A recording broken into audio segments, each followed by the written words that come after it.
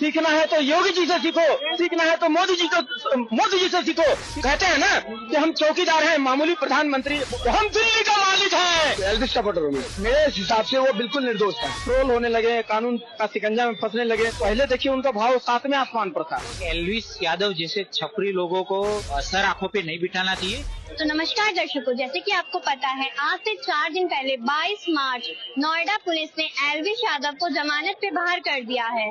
तो आज हम जानेंगे जनता की राय, क्या एल्विस के वो सपोर्ट में है या नोएडा पुलिस ने जो उन्हें जमानत दी है वो ठीक दी है या नहीं। तो जैसे कि आपको पता है आज से 4 दिन पहले एल्विस यादव को नोएडा पुलिस ने बेल दे दी है। देखो, एल्विस यादव जैसे छपरी लोगों को भारत की जनता को समझ जाना चाहिए और सर आंखों पे नहीं बिठाना चाहिए तो संदीप माहेश्वरी जी, आचार्य प्रशांत ऐसे यूट्यूबर है जो राष्ट्र के उत्थान के लिए काम करते हैं। और देखो, भारत एक समृद्ध परंपरा वाला और संस्कृति वाला देश है और अपनी संस्कृति की वजह से पूरे विश्व भर में जाना गया है। तो अपनी गाली गलौज वाले यूट्यूबर को प्रमोट करोगे क्या। देखो सर, जो पॉइजनस स्नेक का उनका मामला था, सर्पिल जो जहरीला जो पॉइजनस की स्नेक की बात थी, तो उनका नाम लिप्त हुआ था। क्यों हुआ? क्या आप जनता आपको बड़ा बनाएगी आपको एज ए यूट्यूबर, तो क्या आप ऐसे काम करोगे जो राष्ट्र हित के लिए न हो, जनहित के लिए न हो। आप ऐसे यूट्यूबर को बॉयकॉट करना चाहिए और ऐसे यूट्यूबर को प्रमोट करना चाहिए जो नैतिकता की बात करता हो, ये आध्यात्मिक की बात करता हो, सनातन की बात करता हो, शिक्षा नीति की बात करता हो, स्वास्थ्य नीति की बात करता हो। देखो, यूट्यूबर तो कहीं आए कहीं गए। ध्रुव राठी जैसे 2 कौड़ी के यूट्यूबर जर्मन में बैठे बैठे मोदी जी को ताना सा बताते।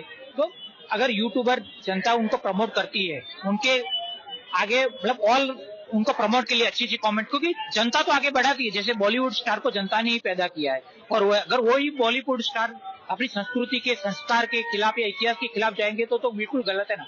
तो आपको अपनी जिम्मेदारी रिस्पॉन्सिबिलिटी समझना चाहिए और अगर आपसे कहीं पर गलती हुई है तो आपको समझ जाना चाहिए, संभल जाना चाहिए।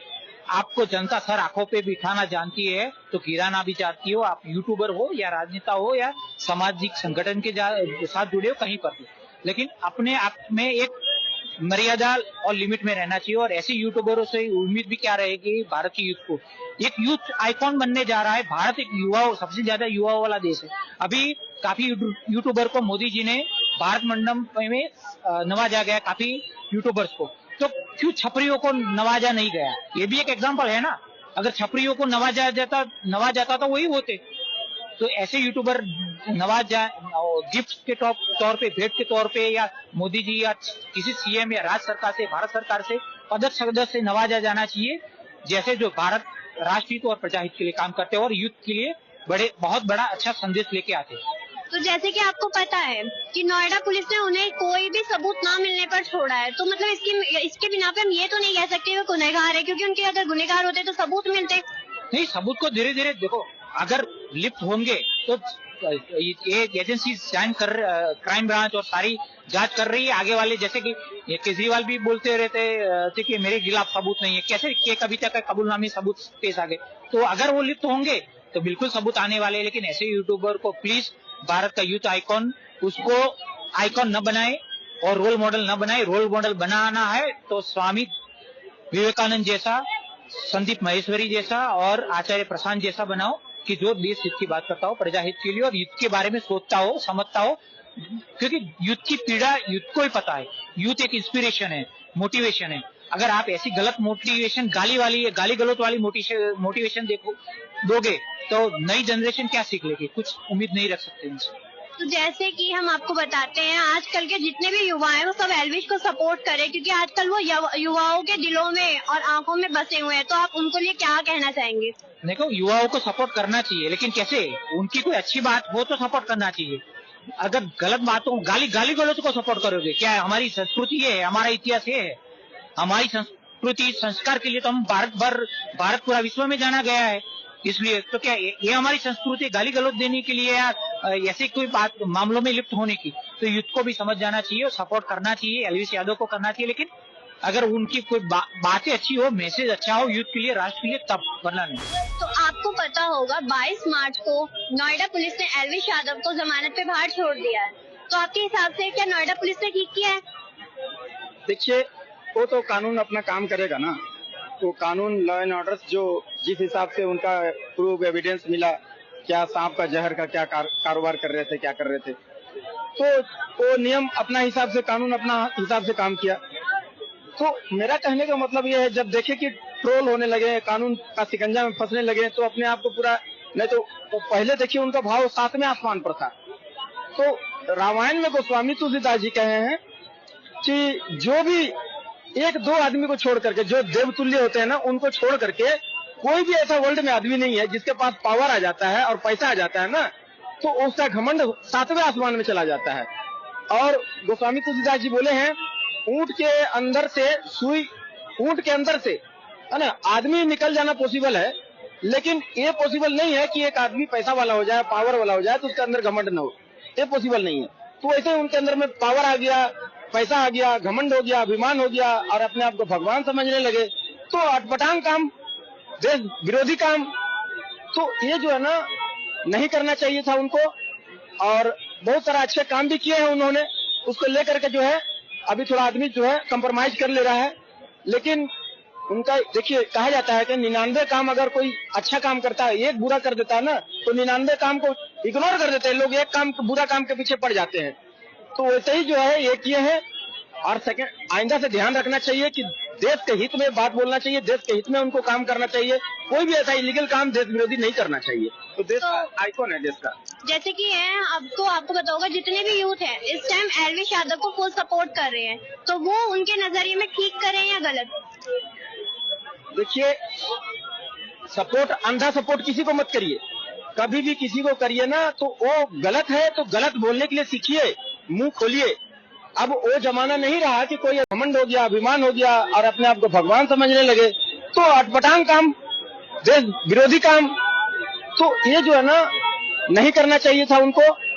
और बहुत सारा अच्छे काम भी किए हैं उन्होंने, उसको लेकर के जो है अभी थोड़ा आदमी जो है कंप्रोमाइज कर ले रहा है।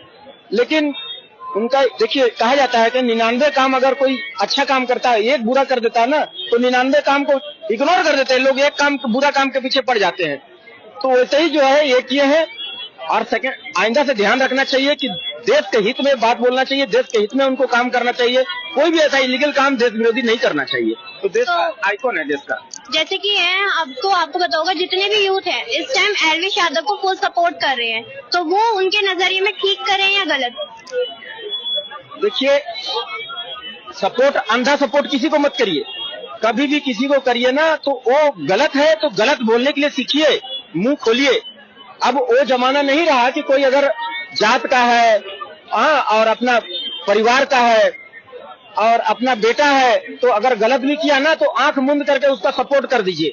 अगर आंख मूंद के सपोर्ट करिएगा गलती रहने पर, चाहे कोई भी आपका रिश्तेदार हो, चाहे भाई हो, चाहे जाति का आदमी हो, चाहे कोई हो, अगर आंख मूंद के अगर गलत पर सपोर्ट करिएगा, उसका गलती पर अगर नजरअंदाज कर दीजिएगा, तो आपको भीष्म पितामह की तरह आपको मार पड़ेगा।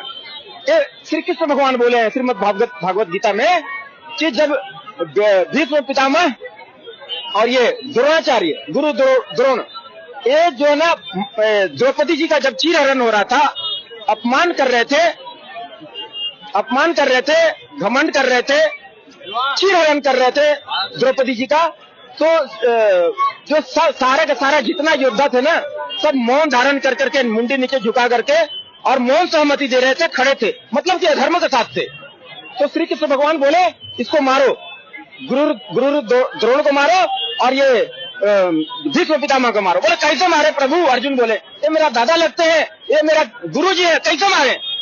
बोले नहीं, ये अधर्म का साथ दिया है, ये अधर्मी है, तो इसको सबसे पहले मारो, ऐसा मौत मारो कि कभी कोई जिंदगी में ऐसा नहीं मरा होगा।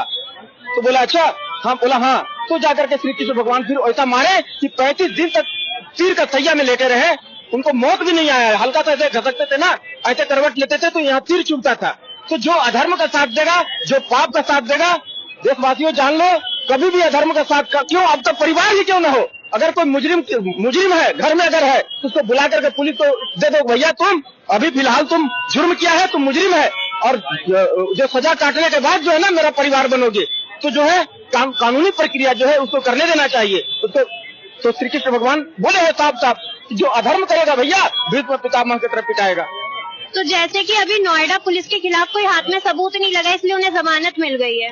देखिए वो जमानत, देखिए क्या सबूत मिले नहीं मिले, अगर इलीगल काम जो करता है भाई वो फंसेगा, सीधी बात है। कानून और लॉ एंड ऑर्डर सबसे पहले है, हमारा देश सबसे पहले है, हमारा संविधान सबसे ऊपर है। उसके नीचे कोई भी जितना भी पावरफुल व्यक्ति हो, अगर गलत करोगे बाबू तो 4 दीवारी के पीछे जाओगे, काल कोठरी में जाओगे। इसलिए कोई भी काम इलीगल काम करने से पहले 100 बार सोचो। कभी भी पावर में आने के बाद में सीखना है तो योगी जी से सीखो, सीखना है तो मोदी जी से सीखो। कि इतना बड़ा प्रधानमंत्री होते हुए भी अपने आप को प्रधान सेवक कहते हैं। तो कहते हैं ना कि हम चौकीदार हैं, मामूली प्रधानमंत्री, मामूली हम माने जनता का सेवक हैं। हम जो है कोई प्रधान, यही देखिए केजरीवाल जी कहते हैं कि हम दिल्ली का मालिक हैं, हम तो पूछे बगैर कैसे कर लिया। तो ऐसा नहीं करना चाहिए, ये उनका घमंड बोलता है। जब आदमी के पास पैसा और पावर आ जाता है ना, तो उसका घमंड जो है 7वें आसमान पर चला जाता है।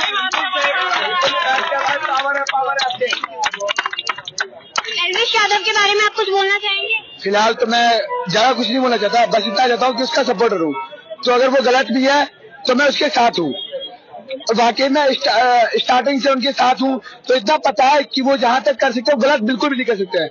उन्होंने अपना बयान दिया था, वो जो भी बयान दिया था बिल्कुल सत्य कथन दिया था, कोई झूठ नहीं, और वो अपने कथन पे अटल है। तो मैं उनके साथ हूँ, बस इतना ही बता देता हूँ।